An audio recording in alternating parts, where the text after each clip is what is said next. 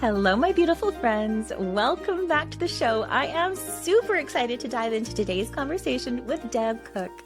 She is a fine art photographer based in Houston, Texas. And if you haven't checked her out on social media, I highly suggest you do. You're going to fall in love with her work just as much as I have. Well, my friend, welcome to the show. Thank you. Thank you so much, Lisa, for having me. Hello, everyone. So tell us who you are and what you're passionate about. I'm just a girl, a mom with a camera, but I do have a passion for recording memories and then for teaching. I love, kind of making a difference in people's lives. So whether if it's in the family, creating some beautiful memories for them, for, little girls to see how gorgeous they are, a mom to see how beautiful she looks growing a baby. And then I love watching my students grow and, achieving success. So that's me. I love that. Now, you're definitely a known fine art photographer. So can you tell us and explain how you define fine art photography? I don't know about known. I think that's just kind of you. Fine art for me, it's kind of like, I'm going to tell you what I'm not. I'm not the photographer that will meet the client in the park and not knowing them and just, point and shoot at them. So fine art to me has a little bit more of a custom feel to it. So I get to know my clients. We talk about outfit selections. We talk about what their house look like. We're going to hang pictures. What are we doing? What are we creating? So it's all about, I think, hear their expectations and creating something magical for them. So I think the fine art in my mind is that fairy tale, that magic feel to it, timeless images. Yeah, I love that. Now, as a child, did you love fairy tale stuff? Like, was that something that you were obsessed with? Did. No, it was never me. Like, it was never my dream to meet the princesses or go to Disney or live in the castle. I don't know why now I have that feel to my photography. I think I enjoy timeless things. I have never been a trendy person. Yeah. Like clothing wise or, what's trendy in shows. I don't watch TV much. Yeah. So I tend to stick with classic, which I think, the fairy tale is classic. Mm-hmm. Yeah, so, I love that. Yeah. Now, so how did you find your love of photography and specifically the fine art genre? I think it found me. It's kind of funny, my story, but I graduated college and my husband and I decided to start a family. I didn't go to college right away when I graduated high school. I'm from Brazil, so I moved to the US and had to, just jump in jobs to make money and then decided to go to college. And then my husband and I met when I was in college and we dated for a while, got married when I graduated college and decided to start a family. So I actually graduated with a big belly. I was 6 months pregnant. And obviously I wasn't going to go for an interview or anything like that. We decided that I was going to be a stay-at-home mom. But I've always loved being a stay-at-home mom and I love my kids so much. But I've always kind of resemble a little bit living a career, So I decided to just have a project and bought a camera and I started photographing my own kids. Yeah. And next thing I know, I decided to really start. So for about 2 years, I just photographed them. And I was, studying photographing in manual, studying lighting a little bit. But once I decided to turn that into a career, I took a year off and really studied. So I would cry like hours and hours and hours because I couldn't figure it out. Photoshop. And then because it's not my first language. So everything I learned in English, but my first language is Portuguese. So for about a year, I would just sit down and try to get my vision out there. So I think that's really when I found the love for photography was when I actually sat down and studied it. I love that. Love that. So when you have a new idea, what is your process from taking it from the idea in your head to fruition?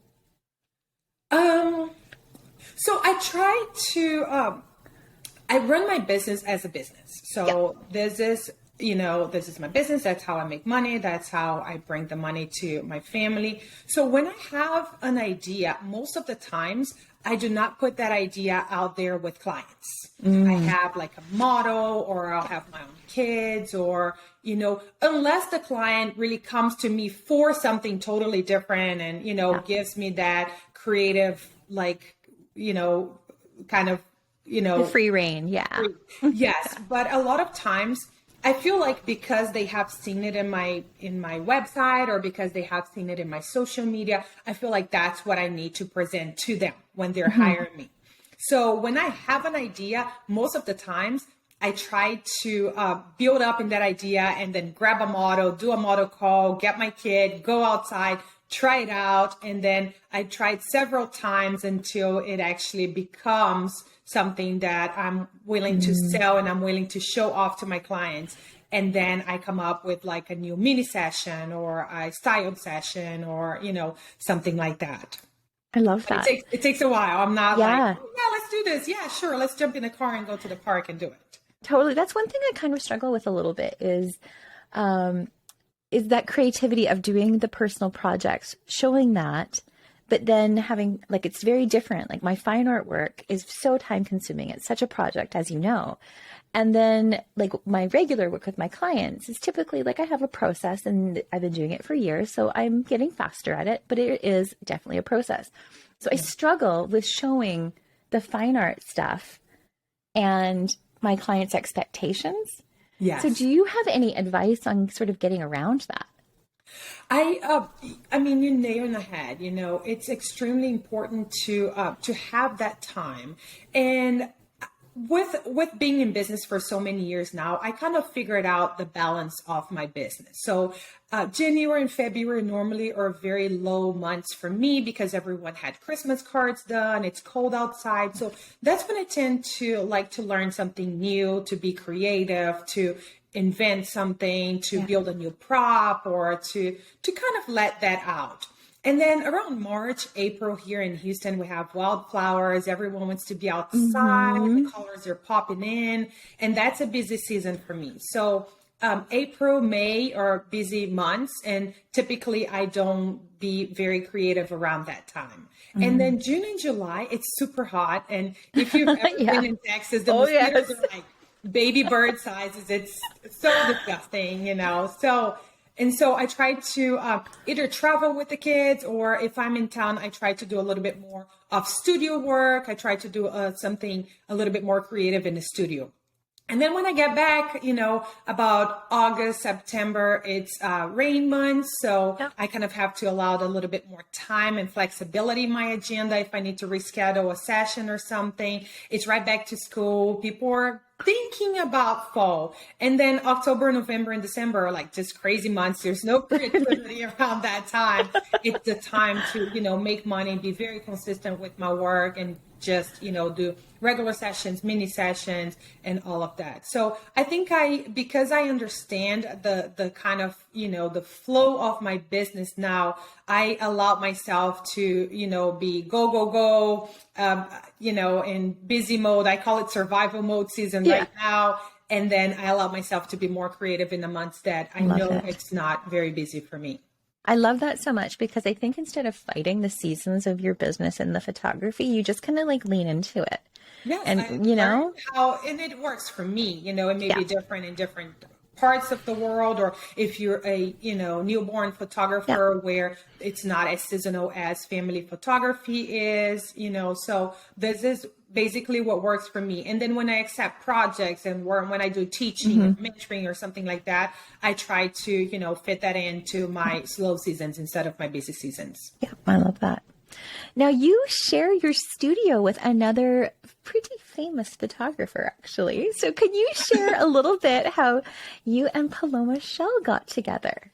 It was so crazy, Lisa. I believe in a guy up there, that kind of sets our ways and has a destiny for us. But it was pretty crazy. So my friend Polly that lives here in Houston, in fact, was one of my students too. She called me one day and she was like, "Hey, Deb, Paloma is coming to Houston to do some workshops. Do you think you can host her?" And typically when you host somebody, Yeah. you go to their workshop and, you help out. And I'm like, I don't do newborns. I don't Yeah. photograph newborns. I know people and I can help. And I have a lot of, students that would be interested, and I have followers. I'm part of all of the groups. I can help her with marketing, but I don't have the little outfits and the Yeah. tables and the stuff that she needs, but I'll help her. So I got in touch with Leandro, her husband, which he's the one that does all of that, behind the scenes part of her business. So we planned everything, sold out the first day. So we added a second day, sold out the second day, but it wasn't going to be at my studio. It was going to be at a local shop in town because they had everything, the lights, the bean bags, the bedding, all of that stuff. So when we first, and this is the funniest part. So when I first arrived, they were already at the studio, okay, at the shop. And I started talking to her. I was like, hi, nice to meet you. My name is Deb. And she looked at me like I had 3 heads. She's like, and I'm like, hi. And she's like, you speak Portuguese? And I'm like, yes. She's like, aren't you Deborah Koch? And I'm like, yeah. Because I had gone to Brazil and I had been in like a big event over there. And she's like, aren't you the one that went to Click Family and spoke in Brazil? Yeah. Yes, that's me. She's like, and you're Brazilian? And I'm like, oh my gosh, I've been talking to your husband for like 3 months organizing your workshop. And you did not know, like, do you guys not talk? Hilarious. And after that, I mean, we just became like really good friends. Yeah. And she told me, she was like, look, I would like to come live in the US. Do you want to open a studio together? And I'm like, hold on, let me catch my breath. Like, yes. Like, yeah. So then from there, it progressed. My business, my LLC, actually requested her visa to come work here. It was a bureaucracy with the embassy and all of that. And it was in the middle of COVID. And well, COVID happened right then. So this was December 2019. And then when all of the papers, she got approved for her papers in March and COVID hit. So she couldn't get an interview at the embassy. Anyway, long story short, she moved here and we opened our studio together. It's been a strong 1.5 years and I could not be happier. Oh, I love that so much. That's so great. I think that's just so cool especially because you don't even do newborns, right? So you're I don't. Perfect. It was like we matched. It was like the perfect marriage because I would do maternity and I've always had a love for maternity sessions, but I didn't really have anyone in town that I could send my clients to go to and then they would come back to me. My competition at the time was charging half of my price and they were really good. So I really never had anyone that could finish that cycle. So right now I do maternity and then she does newborn up to 11 months. And then when they do a 1-year-old, I do the cake smashes. And then I proceed doing family photography.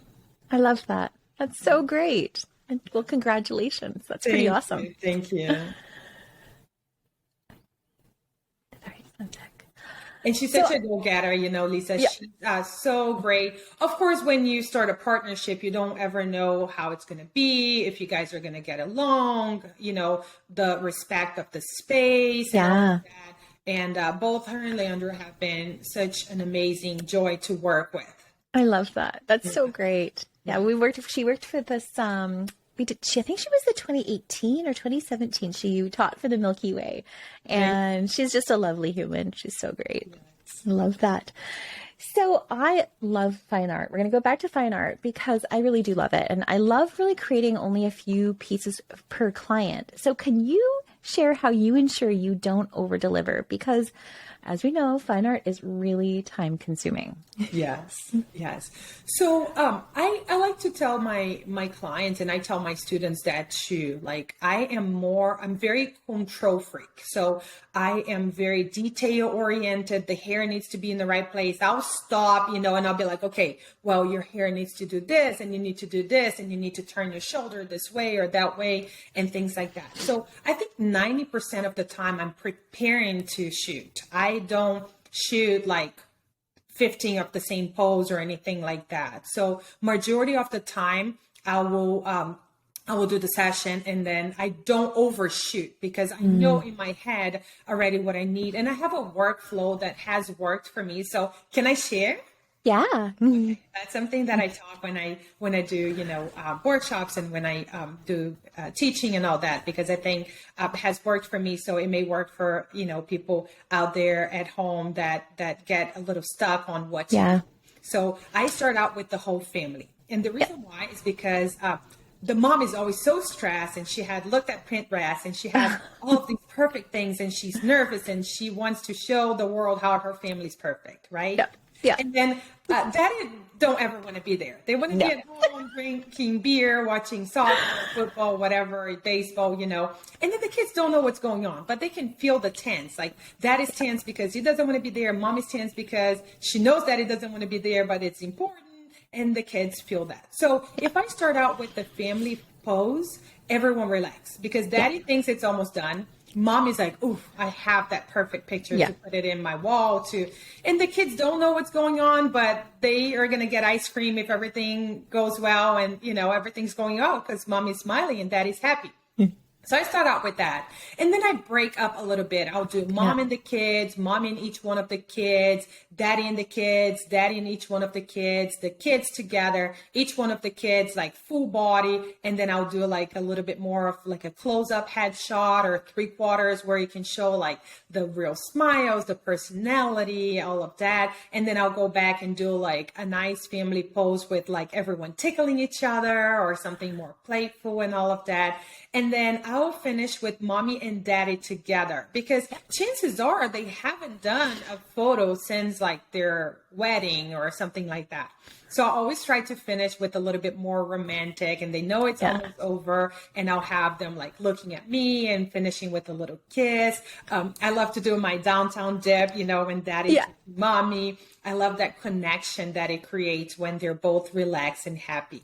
So I already have in my mind probably about 10 to 15 poses. And that's about what I deliver. And within those poses, maybe 2 or 3 combinations or 2 or 3 different, like maybe one smiling and one not smiling. And then the family photo, maybe everyone looking at me and then looking at each other and then maybe tickling or something like that. So I do a variation of that, but that's my workflow that I have in my mind. And typically my clients know that they're not going to be getting a lot of quantity. They're going to be getting quality. Yeah. I love that. That's what I love that.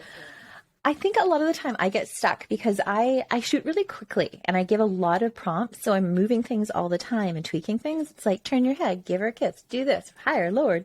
And so I'm very directive. So I end up with these massive galleries.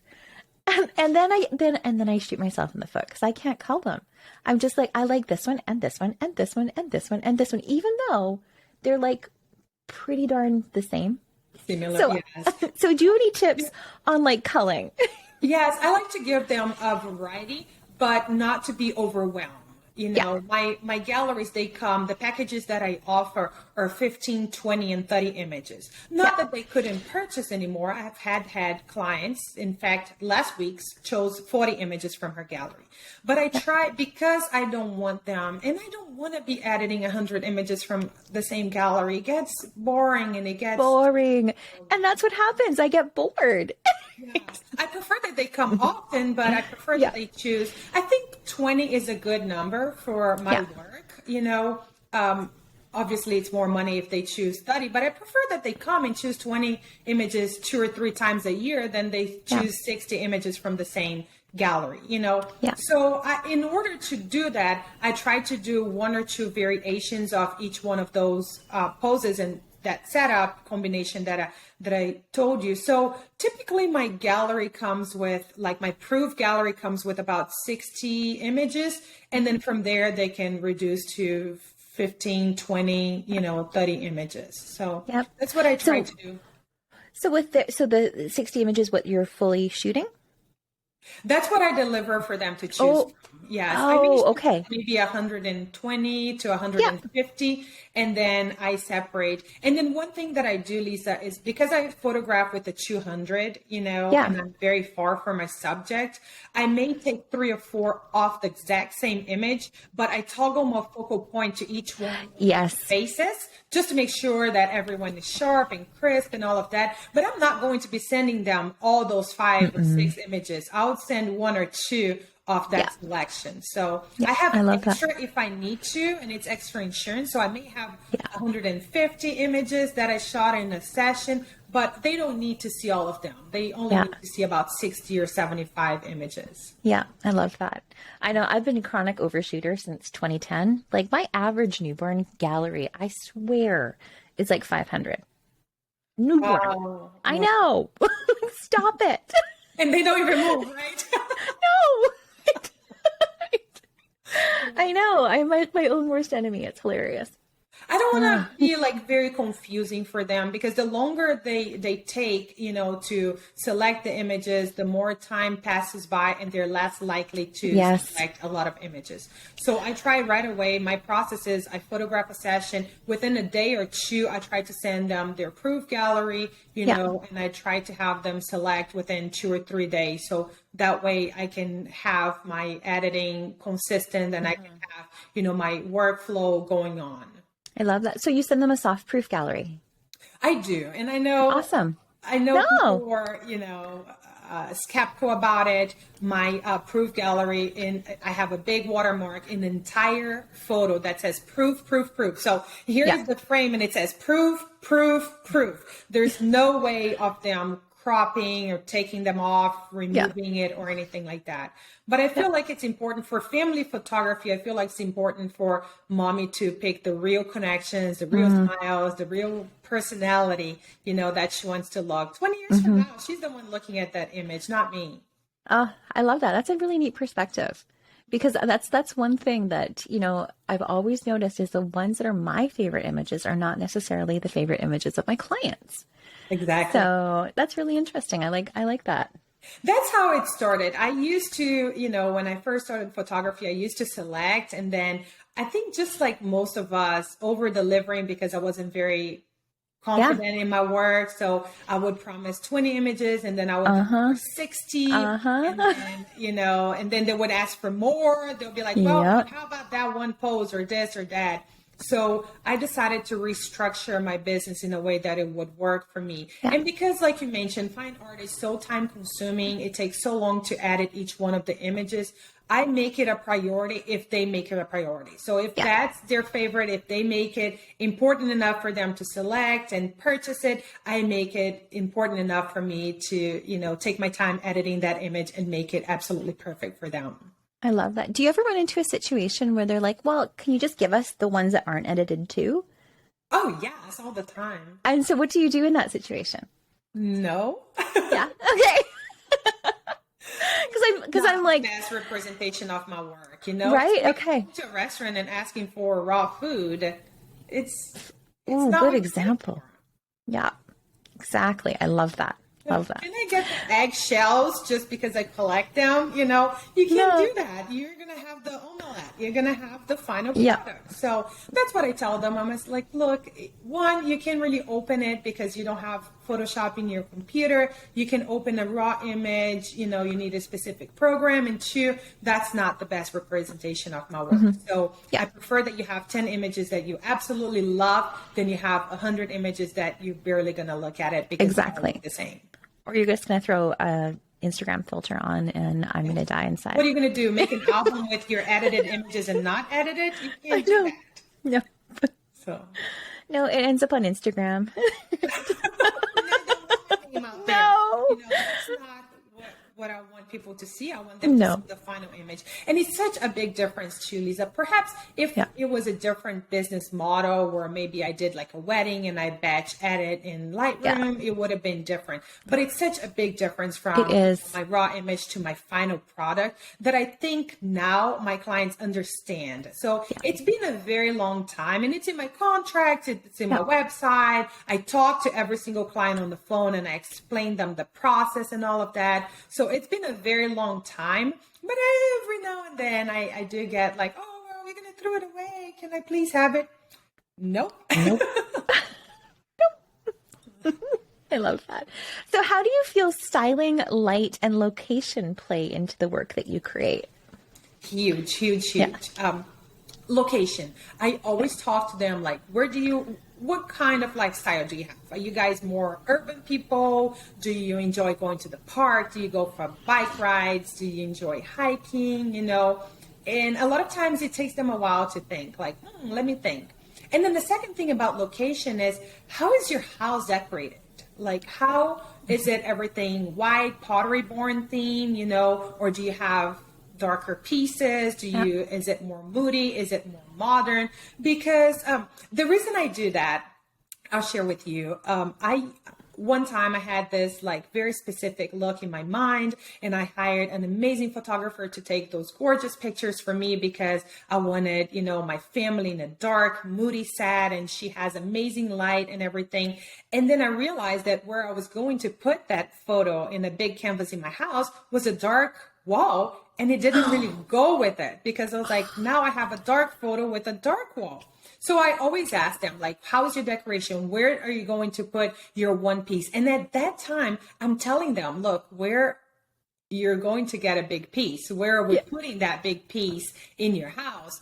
So I have them think about all of that. And then I suggest locations based on that. So if they want very light and airy, well, let's go to the beach, or let's go to, Blue Bonnets, or a field with flowers or something like that. And if they want dark and moody, my house, I have dark wood floors, dark furniture. Okay, well, let's think about like maybe the forest or something with beautiful backlighting with golden hour or something like that. So location plays a big, important, and then of course, what do you want to portray? What kind of mood are we going for? What do you envision? So I always send them to my website and have them take a look at some of the locations. Now, granted, it could be like because I'm photographing a client out of town, or because I'm teaching a workshop, or because, I travel. So I do let them know, like, look, I travel quite a bit. So if you see something that doesn't look like it's Houston, perhaps it's not, but that's something similar for us to go. So I do give them the warning ahead of time. But I think that setting the mood for the session, the location has really big impact. And then lighting, obviously, it's everything. Extremely important for outdoor photography. For a studio too, obviously, but for outdoor, if you don't have good lighting, you won't have beautiful quality image, So I always think about like where are we going first? How many people are going to be in the session? Are they changing outfits? Are they not? How old are the kids? Because, a 1-year-old may take me a little bit more time than a 7 or 8-year-old. Where is the location? Is it, do I have filtered light? Is that a park where I can go a little bit earlier and start like under the trees, and then maybe walk a little bit more into a more open area towards the end of the session, And then I always have to consider, if I think that my ideal light's going to be at 5, I always have them come in at like 4:30, because maybe they're stuck in traffic. Maybe they need to stop because baby threw up in the car. Maybe they need to use the bathroom. Maybe it's going to be a big cloud and I'm going to lose light a little bit faster and all of that. So I always think of light, and I never just show up to a location and just start. If it's a location out of town and I cannot drive there the day before at the same time that the session is going to be or something like that, I at least get there 30 minutes before and take a look and have like a plan in my mind. I never just show up and like, oh, we'll figure it out. That I mentioned earlier that I'm a little control freak. I love it. So that's how you get the best result. You have to be. Yes, because I want to know what, and then I want to show to my client that I understand what I'm doing. Well, ma'am, we're going to be right over here because the lighting is going to be hitting your face, and we're going to be able to show lots of, face expressions and features, or I'm going to put you sideways because we're going to have beautiful rim light, and it's going to show, your gorgeous blonde hair, and it's going to highlight your belly. So it's always important to show them what you're doing, and then, the end result that you're expecting from that. It makes you look professional, and then it sets expectations. So you don't have, well, let's try this and let's try that. No, we're not trying. overdoing it because I know what I'm doing. So lighting is extremely important. And then the outfit, it needs to be comfortable, because if you're not comfortable in the outfit, they're not It shows. feel good. Exactly. They're going to be tense and all of that. And then two, it needs to be something that they can see themselves in. I can, just get somebody and be like, oh, this is what you're going to wear. And need to understand a little bit of what they enjoy, what the features in their bodies are that they're proud of, and things that, especially us moms, things that we want to try to hide. And, if they're going to have long hair, we're going to be able to hide the arm. Do they have any concerns with their body? So once I learn a little bit more about their concerns and then what they want to show, then I'm able to make a few selections. Or, I have a huge closet in my studio. So my full session clients can come to the studio and they can borrow something from my studio. If they prefer to purchase something, we are very in touch with, like, I send links to them. They'll come to the studio and show me what they got. So it's extremely important. And then plus, I feel like that sets me apart from the other photographers, because I'm able to, take a little bit of stress out of their life, and then it creates a better experience for them. Yeah. So they keep coming back. They'll tell their friends, like, oh my gosh, go to her. She has all of the outfits, or she'll tell you, what to wear. She'll work with you. It's not just, meet me there and let's see what we can do. Yeah, I love that. So how often are you buying new outfits? More often than I would ever admit. I know. Same. And more often than I sell some of them. I know. I'm a hoarder. I can't help it. I'm a hoarder. I pretty much have every dress I've ever purchased. And I have a problem. Like, I have a whole room full of outfits that I probably should start liquidating. It is so funny. I don't know what you're talking about. I do work with a few boutiques, though, in like trade bases. And for people that are listening at home that are starting photography and feel like, well, I can go and spend, $20,000 in outfits. A couple of suggestions are, you can always create events like, hey, I'm doing a build my closet event. So clients can purchase something from a link, and then you can create like Amazon wish list, or you can create wish lists in, different boutiques, and then say, hey, purchase this and I'll give you a print credit and I'll give the dress. Or you can get with the local symmetry and say, hey, I have these 2 or 3 gowns that I would like for you to sew it for me. And, let's work together. I'll pay your rates, or I'll provide photos and you give me a discount or something like that. So there are different ways of building a closet without having to spend thousands and thousands of dollars. But that definitely, having your, not only keeps having your closet, not only keeps your work consistent, because you buy stuff that you like, and then you show stuff that you buy that you like. And then they come to you because you have that, but also allows you to offer one step more and be one step ahead in your process of session, and your clients will come to you for that, for sure. I love that. So you ready for our lightning round? Ooh, let's do it. Okay. Coffee or tea? Coffee. What do you like to cook the most? I don't like to cook. I love it. Good answer. Order takeout. What do you like to order takeout from the most? I do cook, but I don't enjoy. Frozen pizza. Pizza? I love it. What's the last thing you did for yourself as an indulgence? Travel. Ooh. What did you want to be when you grew up, when you were a kid? I always thought I was going to be an architect. Oh, interesting. What's the go-to song that lifts you up when you're feeling down? Because I'm happy. That's a good one. What 3 things do you want to be remembered for? I want to be remembered for kindness. I always think that when I die, I would like for people to come to my funeral and tell my kids, like, your mom was kind to me, your mom made a difference in my life, and your mom was a good person. So I want to be remembered for that, for doing the right things. Love that. Do you have any personal projects going on right now? And if you do, what is it?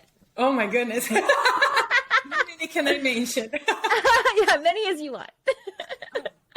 I have a personal project, and I've never told anyone that besides my family. So Aww. I'll tell you, but I'd like to visit 50 countries before I turn 50. Oh, I love that. Yes. So that's the project that I have been working on. I guess because I grew up in another country and I have lived in the US, I have lived in Canada as an exchange student. And because I guess here in Houston, we have people from so many different cultures. I'm very sensitive to cultures, and I love going to new places and getting to know people and trying the food and listening to the music. Yeah. So I like to expose my kids to that as well. So I'd love to visit as many countries as I can and show them how people live different and yet happy. And we don't have it all, but we have to be grateful for what we have. I love that. What would be your dream shoot? Where and why? Well, in Paris with my daughter in a big poofy dress. Yeah. And I'm very close to make that happen. So. Oh, yay. I love that. Yes. When you feel stuck, where do you draw inspiration from? I think God, and I just close my eyes and I say, just show me the way. Yeah, I love that. What do you wish more photographers knew? That we are very important. We have a very, very, very important job. We don't value ourselves like we should. We're going to die. Everyone's going to die. And we're going to leave something behind. We're leaving a gift for the planet. We're leaving a legacy. We're leaving something that generations are going to look at. So I wish that everyone knew how important our jobs are. Like, we are creating memories. We are creating something that's going to be seen like 100, 200 years from now. Yeah, I love that. What advice do you have for someone just starting out? Within that is value yourself, like invest in education, learn, be good at what you do, and then once you learn, you're going to build confidence. And when you're confident, you're going to value your work. And when you value your work, your clients are going to value your work. So I think it's all like a big old ball, a snowball. And a lot of times when you start out, if you don't have the proper education or the proper knowledge, you feel less important than somebody else. And then you feel like you're going to have to over deliver or undercharge or, work crazy hours. And then, you lose that balance. You ended up working too much, and then you leave some gaps at home with your spouse or with your kids or within your, life, health. And that's not cool. Yep. Agree. I learned that one the hard way. That's what I wish I knew. Same. So where can our listeners learn more from you? They can go to my website. I have two websites. Most of my outdoor work is at www.deborahkochphotography.com. And then Koch is Koch. And I also have Cook and Shell Studios. So if you type in familyphotographyhouston.com, you'll be able to find us. And that's my indoor work with Paloma. So all of my studio work is in there with Paloma's studio work. And we're in social media as well. So Deborah Koch Photography on Instagram and Facebook, and then Cook and Shell Studios on Instagram and Facebook. Love that. So I love to end my interviews with this last question, and it is, what are you curious about or artistically curious about right now? Oh, we're ending? I know. Well, I told you in January and February, I like to work on something, learn something or a personal project or something. I think this coming year, I'm going to try to learn a little bit more about landscaping photography. Because I enjoy traveling so much, I thought that would be such a good fit, but I don't know anything about it right now. I photograph with the 200, which I know it's not the proper lens. And that's all I know is that I don't have the right equipment. But other than that, I would love to learn something new. Oh, I love that. Well, thank you for joining me today, Deb. Thank you so much. Thank you. I'm so excited to be a part of this wonderful family. I have been watching you for such a long time, and I'm very excited to have a project with you coming up. Can we talk a little bit about it? Yes. So you're going to come teach for the online newborn retreat. Yeah, we're so excited to have you. Do you want to share what you're teaching on? Yes. So I've been doing downtown sessions for a while, and it's so wild because every time I post any downtown mini sessions, it sells out in like seconds. And a lot of people ask me, like, what are you doing? Are you in the middle of the road? Do you close the road? Or are there not cars? Do you get run over? So I'm actually teaching you guys about maternity in downtown Houston. And yes, we're going to be in the middle of the street. And yes, cars do pass by, and I've never been run over by any cars. Love it. I am going to share my process for editing those images, which I think makes a big difference. So share how I add extra sparkles to my images. A lot of people ask me if I have outdoor lighting, like if I use, off camera flash. Can you imagine me like running after a with like a big old 86 with your 200? So I'm going to show you guys how I edit and I create that magic in post-processing. I love that. Oh, my beautiful friends, thank you so much for tuning in. I hope you adored this conversation just as much as I did. And my beautiful friends, I am sending you so much of my light and love today and every single day. We'll see you next time. Thank you.